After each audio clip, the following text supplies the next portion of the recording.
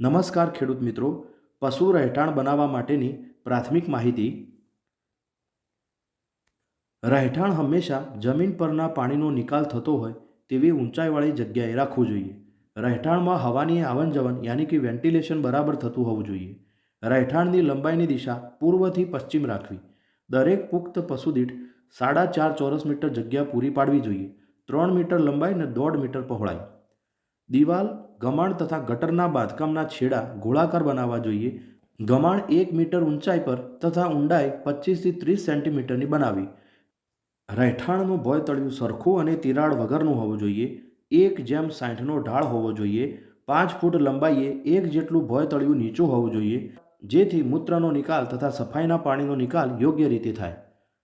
ખૂબ જ ગરમ વાતાવરણ એટલે કે 40 સેન્ટીગ્રેડ તાપમાનવાળા પ્રદેશમાં છાંયડા માટે ઝાડ ઉગાડો તથા છાપરું જો પતરાવાળું કે ધાબાવાળું હોય તો ઉપર ઘાસ કે પરાળના પૂળા પાથરો. બપોરના સમયે પશુને વૃક્ષોની છાયામાં બાંધો. શક્ય હોય તો 12 થી 30 કલાકના સમયગાળામાં પાણીની છાલક મારી પશુને ઠંડક રાખો. શિયાળાની ઋતુમાં અતિશય ઠંડા સીધા પવનથી પશુઓને બચાવવા કંતાન કોથળાનો ઉપયોગ કરો. પશુઓના મળમૂત્ર તથા પશુઓને નવડાવવા તથા ભોયતળિયું ધોવામાં વપરાયેલા પાણીનો સિંચાઈના પાણીમાં ભેળવીને ઉપયોગ કરો તથા છાણનો ગોબર ગેસ બનાવવામાં ઉપયોગ કરો. રહેઠાણમાં જ પશુઓને પીવાની પાણીની વ્યવસ્થા કરો. શિયાળામાં એકદમ ઠંડા પાણીને બદલે હૂંફાળું પાણી પીવડાવો અને ઉનાળામાં ઠંડુ પાણી પીવડાવો.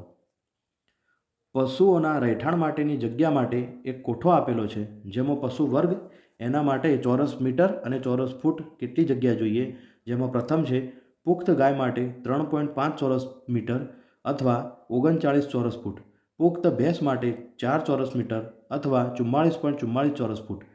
વોડકા માટે 3 ચોરસ મીટર અથવા 33.33 ચોરસ ફૂટ. વાછરડા માટે 2 ચોરસ મીટર 22.22 ચોરસ ફૂટ. વિયાણઘર 12 ચોરસ મીટર અથવા 133.33 ચોરસ ફૂટ અને સાંઢ માટે 12 ચોરસ મીટર અથવા 133.33 ચોરસ ફૂટ જેટલી રહેઠાણ માટેની એમની જગ્યા હોવી જોઈએ.